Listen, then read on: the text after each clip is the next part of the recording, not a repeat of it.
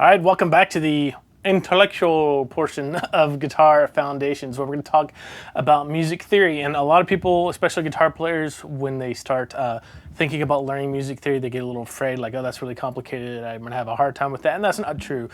So first off, let's just talk about what music theory is and why we need to learn a little bit about it. Music theory is just when you make observations about music and kind of catalog them or categorize them, so when you hear them again, you'll know what's going on. And the reason that you want to learn a little bit about music theory as a guitar player is so that you can learn songs a lot faster on your own just by hearing them. And then number two, so you can start to write your own music and you have some tools to kind of draw on if that's going to be one of your goals. Now, there are only 2 music theory lessons in Guitar Foundations. You can go grab the Guitar Foundations book from natesavage.com if you want to actually read through the material too. Sometimes that helps. But the idea here is that we're going to learn just the basics that you need to start understanding how keys work, how major scales work, and how all these chords kind of fit together. So one little word of encouragement before really digging into this is that learning how music theory works is kind of like having a really nice camera and focusing it. When you first,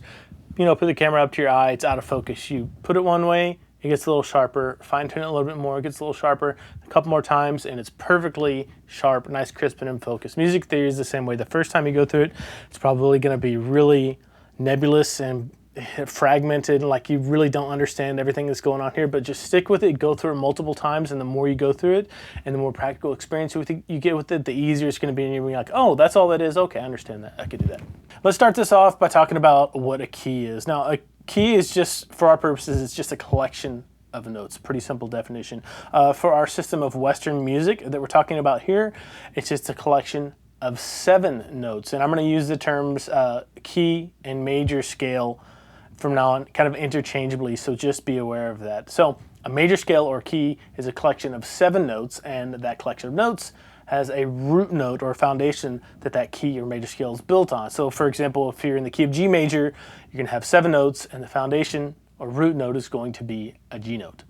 Before we get into building these major scales, just let me tell you that you have to go in order, in alphabetical order, as you build these scales. You can't skip any notes. So you have to go A, B, C, D, E, F, G, or if you're starting on an F, you have to go F, G, A, B, C, D, E, F. If you're starting on a D, you have to go D, E, F, G, A, B, C, D, and then adjust the notes from there, but you can't skip a note. And one thing that I want to mention before we get into this is you're going to find out that if you've been going through Guitar Foundations from the beginning, that you probably already know most of the things that we're going to cover in the music, at least this first music theory lesson, because probably like 60 or 70% of the pieces of the puzzle you need for music theory, whether you realize it or not. We're just going to give you the other pieces of the puzzle in this lesson and then kind of put them all together to get a really big overview of how major keys and major scales work. All right, the next piece of the puzzle that you already know, that I just want to make sure you're aware of, is just the natural musical alphabet. And this may be a little redundant for you from other lessons, but it's just the first 7 letters of the regular alphabet: A, B, C, D, E, F, and G. And it's a really good idea to be able to say that forwards and backwards too. So A, B, C, D, E, F, G, G, F, E, D, C, B, A. That'll help you a lot as you're building scales and chords in the future. Okay, we've already gone over this next piece of the puzzle too, and it's just the idea of whole steps and half steps, but I want to take this one step further here in this video. We've already talked about, like on the guitar, how if you start on an A note, and you go up 1 fret to that B flat right there, that is a half step. So just 1 fret on the guitar is a half step. 1 fret down is still a half step, it's just going down, right? And a whole step on the guitar, if you start on that A again and go up to the 7th fret, skipping a fret, that's a whole step, right? Going up a whole step, and then going down would be going down 2 frets or 1 whole step to that G on the 3rd fret.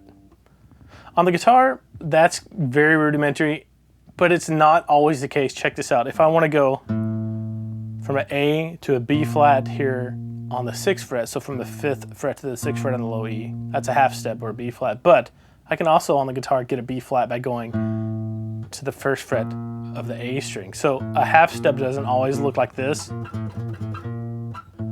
It can sometimes look like this, or even any other number of little shapes on the guitar. Same thing if you wanted to go from an A to a B here, a whole step. That's not always the case on the guitar. On guitar, if you wanted to come back here and get a B, you could do that too. Same notes. And things look a little bit different, and they're a little bit more complicated than they might have appeared when you first started on the guitar particularly. So I want to take this to that next level by looking at the piano. If you go to a piano keyboard and go to any note, this never changes on the piano, which is really cool. It's very linear. If you play any note and then go to the very next note, whether it's black or white, doesn't matter. Just go to the very next note. That is a half step, and you can go up or down. You go a half step up or down, and that's going to be a half step. Now, a whole step is when you play any note on the keyboard, doesn't matter if it's black or white, then skip a note and go to that next note. Doesn't matter if it's black or white. That's going to be a whole step whether you go up or down. On the keyboard, it's a little bit different. It's a little more plain and consistent. All right, the next puzzle piece is a rule that you're already familiar with, hopefully, if you've been following along, and that's the B, C, and E, F rule. This rule states that any two adjacent natural notes in the natural musical alphabet, except for B and C and E and F, have a whole step between them. B and C and E and F only have a half step between them. Every other two adjacent natural notes in the natural musical alphabet have a whole step between them. And let's take a look at an example on this just to refresh you. If you take a G note, it's not a B or C or E or F, right? So the next natural note up is going to be a whole step away, and that's true. So from a G to an A there on the 5th fret. And once you get around to the end of the natural musical alphabet, you just go back around to the beginning. So A, B, C, D, E, F, G, A, B, C, D, E, F, G. So from a G to an A is a whole step. Now, if I started on a B, it's a B or C or E or F, right? If I started on a B right here, and I wanted to move up a half step, just one half step, one fret, that rule, the BCEF rule, says that, well, that's a B and a C, so it's only going to be a half step. Same thing for E and an F. If I had the open E and I go a half step up, that's an E and an F, so it's only going to be a half step for those two natural notes. And that may seem pretty complicated right now, but the more you mess around and play with your power chords, moving them around the fretboard, and your bar chords, learning new songs, just spending time with your guitar, the more you're going to be able to see where your natural notes are on the guitar and see those half steps between the B's and C's and E and F's, and then the whole steps between all the other adjacent natural notes. All right, the last piece of information that you need to build a major scale is new, but it's pretty simple. It's called the major scale formula, and all it is a series of whole steps and half steps that you string together to make any major scale you want. And let me tell you what it is, and then we'll kind of break it apart and build a few scales together. The formula is whole step, half step, whole step, whole step, half step. And I know that sounds really long and convoluted, but the way I shorten it to remember it is just 2 wholes and a half, 3 wholes and a half. And that's all you have to do to build any major scale on the guitar, or any instrument for that matter, is remember 2 wholes and a half, 3 wholes and a half. And all you do is start on whatever root note you want to build a major scale for. So in this first example, let's go build a C major scale. So if you did that, you start on a C note. Let's do this 3rd fret of the A string, that's a C. That's your root note, and then you just start with your major scale formula and apply it throughout this entire scale shape to build a C major scale. And I wanted to start with the key of C major because there are no sharps or flats in this key. It's the easiest one to kind of start with and break you in to the idea of putting all this information together to build major scale. So let's go ahead and go through this. So C major, start on your root note, a C. And remember, we're gonna have 7 notes. Every major scale has 7 notes. So C is 1. Your formula calls for a whole step, so move up 1 whole step to a D. And we know that's a whole step because our B, C, and E, F rule says that any 2 adjacent natural notes, besides B and C or E and F, have a whole step between them. So 2nd note is a D. Next, our major scale formula calls for another whole step, so we need to go from a D on the 5th fret up to the 7th fret. Our B, C, E, F rule says that that's going to be an E natural because it's not a B and C or an E and F, so a whole step will be, or there will be a whole step between D and E. Now we need a half step. Remember, 2 wholes and a half. That first half is coming in right now, so if we're on an E, there on the 7th fret, we're in luck because the B, C, E, F rule says that there's only a half step between E and F. So if we go up 1 step from the E on the 7th fret, there's going to be an F there on the 8th fret. All right, now we need 3 more whole steps. So from an F, go up 2 frets, and our B, C, E, F rule says that there's a whole step between F and G. So that's a G note.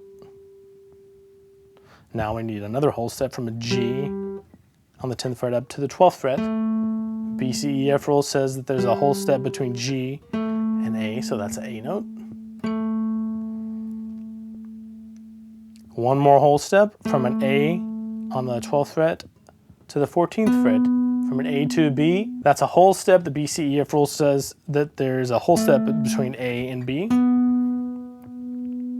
And finally, to finish off the scale, we need to get back to our home base, our root note, that C major. And what do we finish with? 2 holes and a half, and then 3 holes and a half. So we need a half step to get back home to a C. And the BCEF rule here is confirmed again, because from a B to a C is just a half step. So from 14 to 15 for our C major scale. So we end up with all natural notes in the C major scale. C, whole step to D, whole step to E, half step to F, whole step to G, whole step to A, whole step to B, half step back home to C. 7 notes, and then we end up with the octave, the C, 1 octave higher there on the 15th fret. And this may seem pretty complicated. You're thinking about a lot of things all at once, and it is pretty tough at first. There's a lot of things to remember, but the more you do this, the more you work with building major scales and even chords later on, the easier it's going to be, and you're going to get to where you just have these scales memorized. So for example, the D major scale is spelled D, E, F sharp, G, A, B, C sharp, D. Didn't even have to think about it. Just because I've written it down so many times, I know it. So let's go ahead and build another one to kind of reinforce everything. Let's do a G major scale. Let's go to this G here on the 3rd fret of the low E, and just apply the major scale formula, all the while thinking of the B, C, and E, F rule, because there is a twist here. I'm going to let you know and warn you right now, there's a twist at the end of this one. And this is where things get really, kind of where the rubber meets the road, and the B, C, E, F rule gets really important. So G, we need a whole step to an A, because there's a whole step between G and A, that's fine. So fret 3 to fret 5. We need another whole step because of the major scale formula, so go from 5 to 7, and from A to a B, because of the BCEF rule says there's a whole step between A and B. Now we need a half step, and we're in luck because we're on a B, and a half step from B is C because of the BCEF rule. Great. Now we need 3 more whole steps. So from a C, a whole step away, skip a fret. So 8th fret to the 10th fret is a D, because the BCEF rule says that there's a whole step between C and D. From D, a whole step away, that D is on the 10th fret, so we're going to go up to the 12th fret, and the 12th fret there is an E, because the BCEF rule says that D and E natural have a whole step between them. Now here's where things get interesting, and you're really going to have to think about the B, C, and E, F rule. We're on an E note right now. That's the 6th scale degree, or the 6th note in a G major scale, okay? But we need a whole step here. Now, we're on an E, so a half step from E is going to be an F. That's no good. So what we have to do is force that F up to an F sharp by placing a sharp sign, or what we call accidental, beside it. And this is where key signatures come from, by forcing the scale you're making to fit that pattern, that major scale formula of whole, whole, half, whole, whole, whole, half. So from an E, instead of having that F, we have to force it up to an F sharp, because there's only a half step between E and F. So from E to F sharp for our last whole step of the formula. And then finally, we're on this F sharp right here, and we need a half step. And the last half step of the major scale formula, remember, just get you back home to home base. So you're going to go from F sharp to a G. So if we're on this F right here on the 13th fret, we didn't need a whole step to get to G. But since we moved it up and forced it up to the F sharp, we only need a half step to get back home to that G.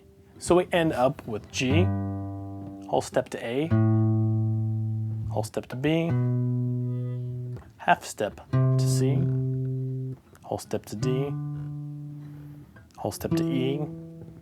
Remember, there's only a half step between E and F, so we have to force that up, whole step to F sharp, and then finally a half step to G, back home. I know, you're thinking, man, this is torture. If you need to take a break, mental break, and just kind of digest what we've gone over so far, that's totally fine. You can do that. Or if you need to book a private lesson with me just to talk about how music theory works a little more, that's perfectly fine too. You can do that at natesavage.com. We're gonna go ahead and press on. We're gonna do one more scale together, a D major scale. All right, just keep in mind, whole, whole, half, and whether or not the note you're going to has a whole step or a half step between it as we go through this. Let's go to this D, 5th fret of the A string. That'll be a good starting point for us. D, whole step. So from the 5th fret to the 7th fret, what note is that? It's an E because D and E have a whole step between them. It's not an E or F or B or C. Okay, another whole step from E to, tricky part, right? So E to F is just a half step, but we can't have that because we need a whole step to fit our formula. So we have to force that F sharp up. So we have to force that F up to an F sharp. So from the 7th fret to the 9th fret, that F sharp. Okay, now the formula is calling for a half step, which is great because from an F sharp, a half step up is a G. We need another whole step up from a G to an A. There's a whole step between G and A, so that works out great. From an A, we need a whole step. From an A, we need a whole step from the 12th fret to the 14th fret, and that takes us from an A to a B. Okay, now here's the next tricky part, and this is where the key signature for D major gets completed. From a B, we need a whole step. There's only a half step between B and C, so we have to force the C up to a C sharp.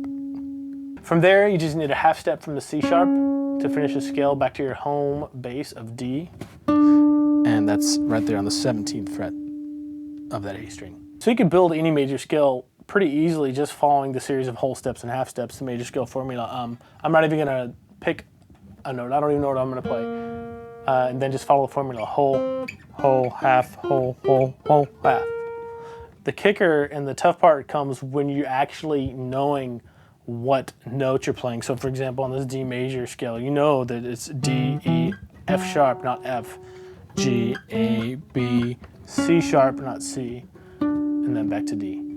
I know this is a lot of work and it takes a lot of time to get really good at this, but it's really worth it because it's going to enable you to do a lot of really cool things on the guitar in the future as far as figuring out songs and making up your own tunes and things like that. If you have the Guitar Foundations EBook, I have a really cool resource in there for you called the Major Key Cheat Sheet, and it's every major key just written out there for you, like as a quick reference. It's really easy to just pick up, grab, and get a look at every single note that's in each major key. And this is going to become really important in the next lesson on music theory when we start talking about what chords occur naturally in major scales. But for right now, it's a really handy, just kind of a reference tool for you if you want to know how to spell an A major scale, or if you want to know how to spell a B major scale, if you just want to double check yourself, if you're going through and working on spelling the G, C, and D major scales that we were going over in this lesson. I know this lesson probably felt like a marathon. There was a lot of information packed in here. Watch it as many times as you need to get a really good handle on it. It'll get better every time you watch through it, I promise. It's time for your assignments for this lesson. So if you're not sure what to focus on, this is what you need to focus on for this video. Number 1, memorize the natural musical alphabet if you haven't already. Number 2, understand the difference between whole steps and half steps. Number 3, memorize the B, C, and E, F rule. Number 4, memorize the major scale formula. Number 5, build and write out a C major scale. You can do that probably 5 or 10 times. That'd probably be a really good number to shoot for. Number 6, build and write out a G major scale at least 5 times. And number 7, build and write out a D major scale 5 times. And it may not be super apparent why you're doing all this work with music theory right now, but trust me, when we get to the next lesson, everything is going to kind of come together in a perfect storm. You're going to see exactly why this is so important and so beneficial for you. So be looking forward to that one. Now, if you're having really serious trouble with any of these individual areas, you can always go to natesavage.com and schedule a private lesson with me. The first one is complimentary, so there's no risk. Let me know if you have any questions in the comments below, or you can email me, nate@natesavage.com. I will see you in the next video.